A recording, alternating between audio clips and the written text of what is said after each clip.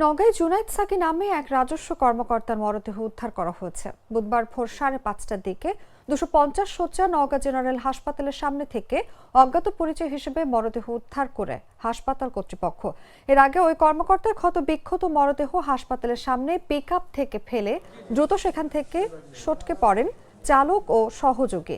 নিহত জুনায়েদ বরিশাল জেলার পিরোজপুর এলাকার বাসিন্দা। তিনি ঢাকার রাজস্ব বোর্ডের সহকারী রাজস্ব কর্মকর্তা হিসেবে কর্মরত ছিলেন বলে নিশ্চিত করেছেন নওগাঁ কাস্টমসের সহকারী কমিশনার মোহাম্মদ রাশেদ। নিহতের পরিবার ও হাসপাতাল সূত্রে জানা যায়, ঢাকা থেকে ট্রেনে সান্তাহার রেলওয়ে জংশন নেমে নওগাঁর মহাদেবপুরে স্ত্রীর সঙ্গে সাক্ষাতের উদ্দেশ্যে আসছিলেন জুনায়েদ। তবে ভোরে ট্রেন থেকে নামার পর তিনি আর বাড়ি ফেরেননি। হলুদ রঙের একটি পিকআপ ভোর 5:30টায় তার ক্ষত বিক্ষত মরদেহ 250 শয্যা নওগাঁ হাসপাতালের সামনে ফেলে পালিয়ে যায়। এরপর সেখানকার কর্মচারীরা তাকে অজ্ঞাত পরিচয় অবস্থায় উদ্ধার করে জরুরি বিভাগে নিলে কর্তব্যরত চিকিৎসক জুনায়েদকে মৃত ঘোষণা করেন। নওগাঁ কাস্টমসের সহকারী কমিশনার মোহাম্মদ রাশেদ বলেন, পুলিশ মৃত্যুর রহস্য উদ্ঘাটনে কাজ করছে।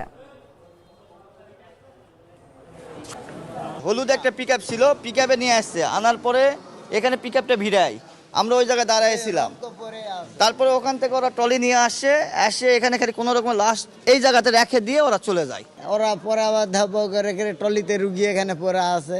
এই আসে ওরা এমার্জেন্সিতে টিকিট নিয়ে অজ্ঞাত নামায় টিকিট নিয়ে যায়। ডাক্তারকে দেখানোর পরে ডাক্তার ডিক্লার দিল যে মারা গেছে। এই ওনার সাথে কোনো লোক ছিলেন না, অ্যাটেন্ডেন্স কেউ ছিলেন না। তখন আমাদের করণীয় হিসাবে আমরা যেটা করেছি সেটা, এখন পুলিশকে আমরা অবশ্যই ইনফর্ম করব এরকম একটা পেশেন্ট আসলে।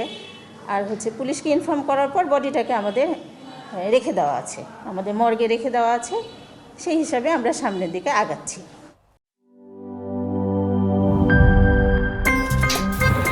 আমার একটা স্মার্ট সিদ্ধান্তে 25% গ্যাসের খরচ কমেছে। ভাবছেন কিভাবে?